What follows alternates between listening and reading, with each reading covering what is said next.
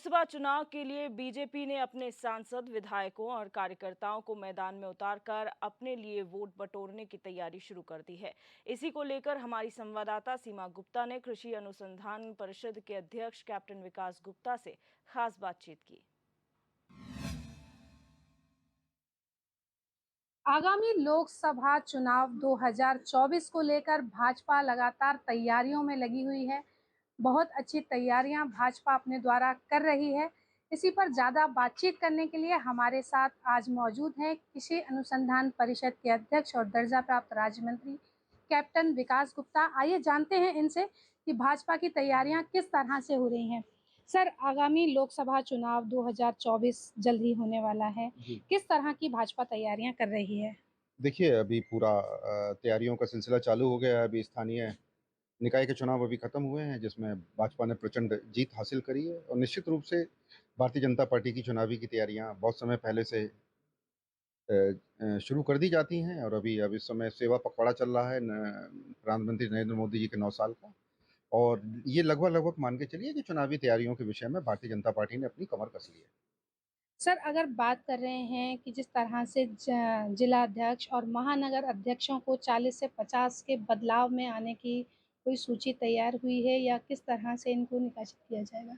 नहीं, निश्चित रहिए, निश्चित रूप से भई चुनाव में और में संगठन की बड़ी महत्वपूर्ण भूमिका होती है और संगठन में दायित्व का चेंज होते रहते हैं, तो वो एक सामान्य प्रक्रिया है। परमानेंट कोई भी भारतीय जनता पार्टी में रहता नहीं है, तो चाहे वो एमएलए हो, चाहे वो एमपी हो, चाहे वो संगठन में के दायित्वधारी हों। जैसे आपने देखा कि अभी नए क्षेत्रीय अध्यक्ष बने हैं, उससे पहले हमारे प्रदेश अध्यक्ष ही भी बने थे। उसी प्रक्रिया में जो भी महानगर के अध्यक्ष हैं या जिले के अध्यक्ष हैं, उनको चेंज होने की प्रक्रिया है। उस प्रक्रिया के तहत जिनको चेंज होना है, वो चेंज किए जाएँगे। क्या इसमें कुछ शिकायती भी रहेंगे जिनके द्वारा शिकायत की गई है कि इन्होंने ठीक काम नहीं किया है, उनको भी चेंज किया जाएगा? देखिए, परफॉर्मेंस एक बहुत बड़ा क्राइटेरिया होता है और परफॉर्मेंस के आधार पर ही संगठन में भूमिका तय की जाती है और मुझे निश्चित रूप से जिनका परफॉर्मेंस अच्छा रहा होगा वो रखा जाएँगे और जिनका परफॉर्मेंस अच्छा नहीं रहा होगा तो उस पे पार्टी ज़रूर विचार करेगी। सर, जिस तरह से निकाय चुनाव में देखा गया कि भाजपा कार्यकर्ताओं द्वारा टिकट को लेकर बवाल किया गया, तो क्या इसका खामियाजा 2024 में देखने को मिलेगा? नहीं, ऐसा कुछ नहीं है, पार्टी एक है। अगर खामियाजा होना होता तो चुनाव के परिणाम में ही होता, लेकिन आपने देखा कि नगर निगम के मेयर के, नगर पालिकाओं के, स्थानीय निकाय के चुनाव कितने प्रचंड बहुमत से भारतीय जनता पार्टी जीती है। थोड़ी बहुत दिक्कतें आती हैं, टिकट के डिस्ट्रीब्यूशन में भी दिक्कतें आई, लेकिन निश्चित रूप से जो चुनाव होगा वो मोदी का चुनाव होगा और मोदी को आपको पता ही है कि जनता उनके पीछे आज दीवानी है। प्रचंड बहुमत से जीतेंगे। सर, जैसे कि जेपी नड्डा जी ने अभी एक नया अभियान चालू किया है, टिफ़िन पर चर्चा।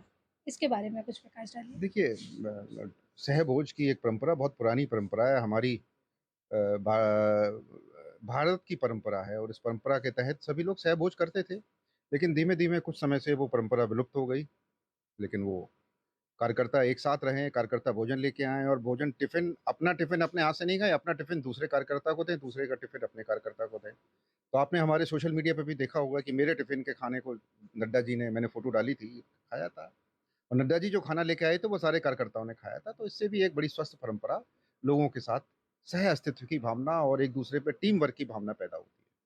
जिस तरह से भाजपा लगातार जनसंपर्क कर रही है, जनता के बीच में जा रही है, क्या लगता है आपको कितनी सीटें भाजपा लेकर आएगी 2024 में? निश्चित रूप से शत प्रतिशत उत्तर प्रदेश में 80 में से 80 सीटें भारतीय जनता पार्टी लेके जाएगी और हम उसी लक्ष्य को लेकर चल रहे हैं। तो भाजपा के नेताओं का मानना है कि भाजपा आगामी चुनाव में भी एक बहुमत के साथ फिर से अपनी सरकार बनाएगी और फिर से देश पर राज करेगी। गाजियाबाद से एचएनए न्यूज़ 24/7 के लिए सीमा गुप्ता।